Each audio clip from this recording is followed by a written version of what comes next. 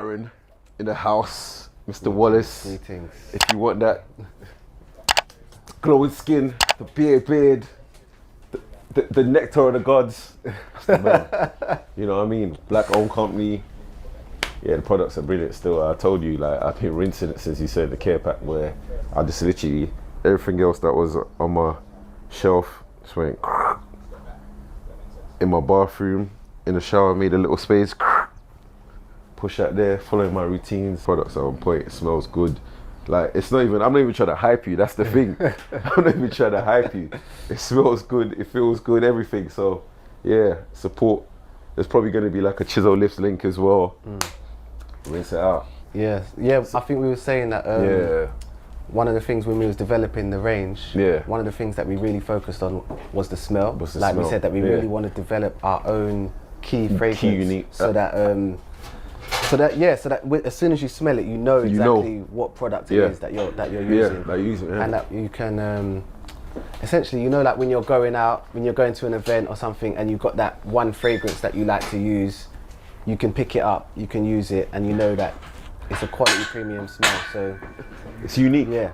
That was one of the things that we spent a lot of time just developing, just the fragrance alone, to make sure that it was where we wanted it to be. I said that to you because I said, usually if I try a product, if I buy like someone gives me like, oh, this is my beard, or this is my skincare product, and I put it on, if I don't like the smell, straight away I'm washing my face, and I'm just like, yeah, let me go back to what I know.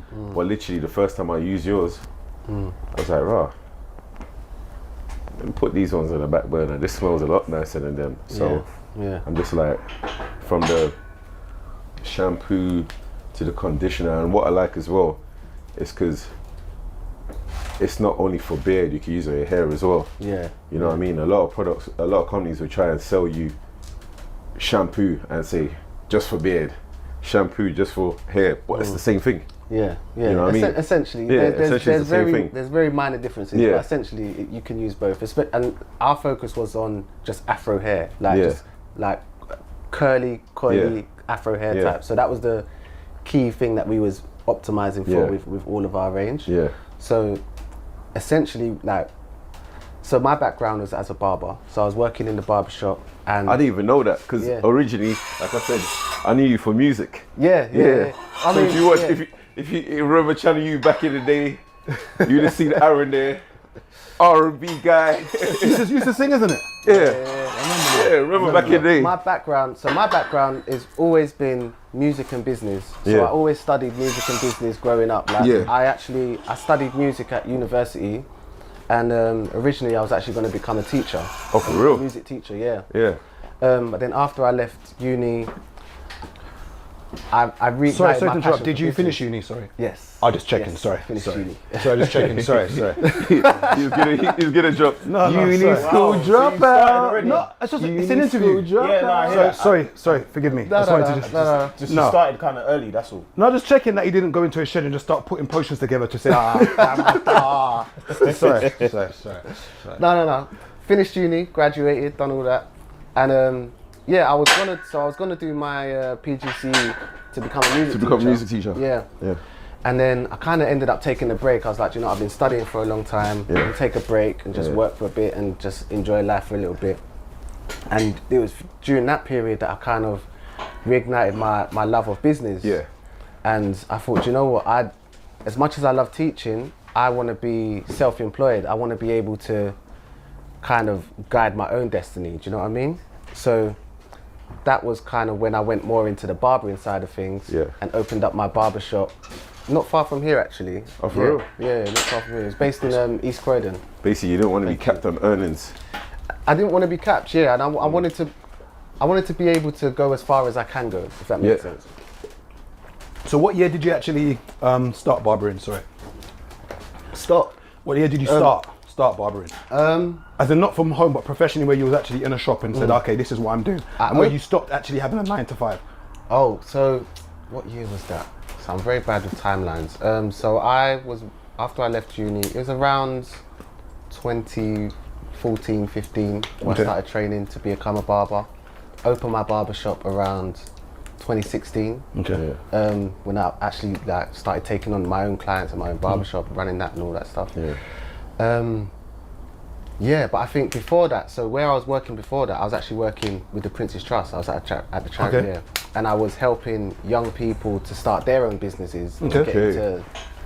And like I said, that's what kind of reignited my passion. I was like, you know what, I've always been passionate about business, but I've kind of put it to the side because I was more focused on the music side and going into teaching.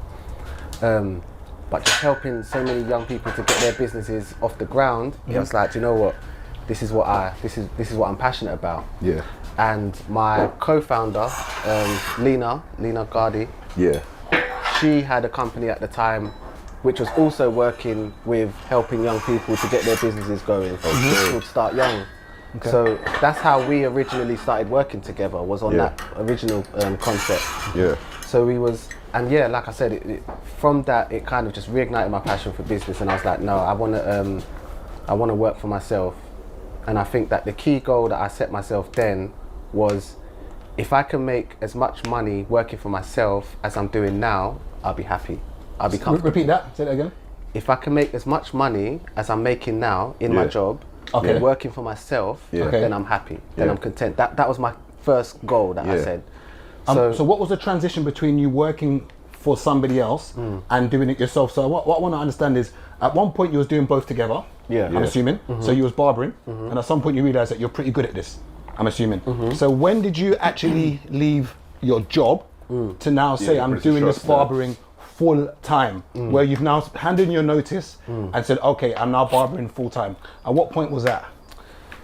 At the point where I felt that I was ready to take that step. So where I was, my contract was actually coming up for a renewal. Okay. And I thought, you know what, I'm gonna start, knowing that my contract is coming up for renewal in like the next 6 months or so, I'm gonna start making the steps now so that I'm not in a position where I have to take this step or nothing. I want to be at a point where I have a choice whether I want to go for the renewal or whether I want to go into self-employment based on how much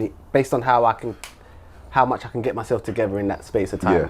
Do you think you would have done that if the contract renewal wasn't coming up? I think so, because I was already having thoughts of, do you know what, where I am, there's only so much growth where I was. Like I was in the team that I was in, there was only so much growth. So once I became like a head or manager of that department, there was I was capped. Do you know what I mean? Unless I'm able to transition to another department. Yeah. So it was always kind of in the back of my mind that I wanted to make that step, but knowing that my contract was coming up, it kind of like lit the fuse. Do you know what I mean? I had more urgency. Yeah. So essentially, I just started working extra hours, cutting extra heads, sold my car.